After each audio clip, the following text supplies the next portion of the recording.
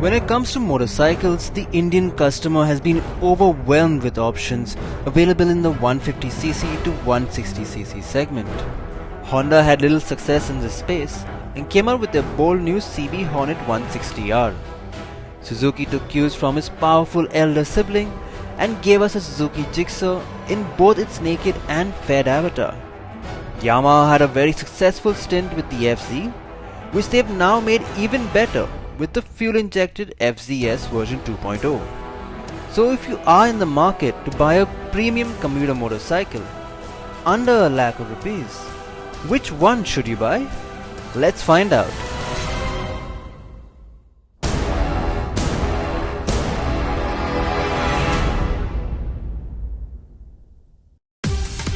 The CB Hornet 160R is a very fresh and appealing design in this segment. The bike sports a chiseled fuel tank, lean side panels, multi-spoke alloy wheels and petal disc brakes. It looks edgy from all angles, especially with that meaty rear tire and that X-shaped LED tail lamp. The bike looks well put together overall, and the instrument console is a fully digital readout and looks quite aesthetic. The only gripe being the quality of the switchgear and the lack of an engine kill switch. The Suzuki Gixxer looks very stylish too. The bike has a more fluidic design to it, with a muscular fuel tank. What sets it apart are its chunky suspension setup, LED tail lamp, and that beautiful 2-in-1 chrome exhaust. Overall fit and finish on the bike is great, and the switches feel very tactile to operate. The instrument console also has a gear shift indicator, which we feel is quite a handy thing to have, as it only accentuates your riding experience. The refreshed Yamaha, though is a newer model, feels pretty dated in comparison. It continues to display good presence with its petite headlamp and a large fuel tank. When viewed from the side, the stubby exhaust and that fat rear tire look impressive. The quality of the switchgear is nice too, and the digital console is very basic. To sum it up, we would say design-wise they are all pretty similar and are equipped with digital instrument consoles, but if you take a closer look at the features that each one offers, the Gixxer is the clear winner here.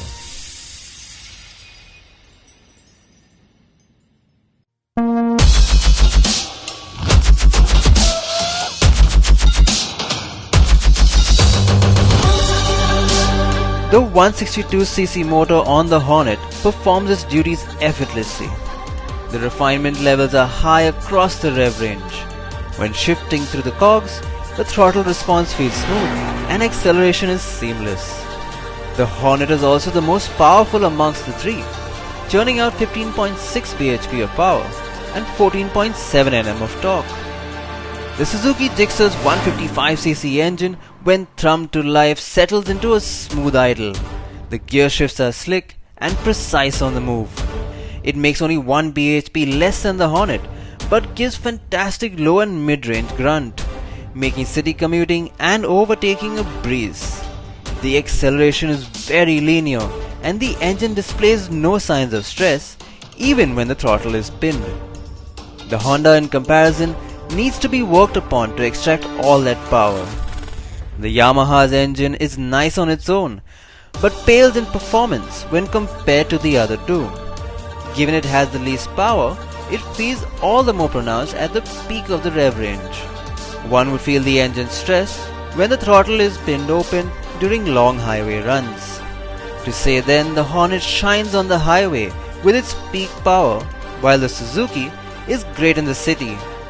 The Yamaha does its job well as a premium commuter. The Gixxer though feels vibe and stress free across the power band, and that makes it a winner again.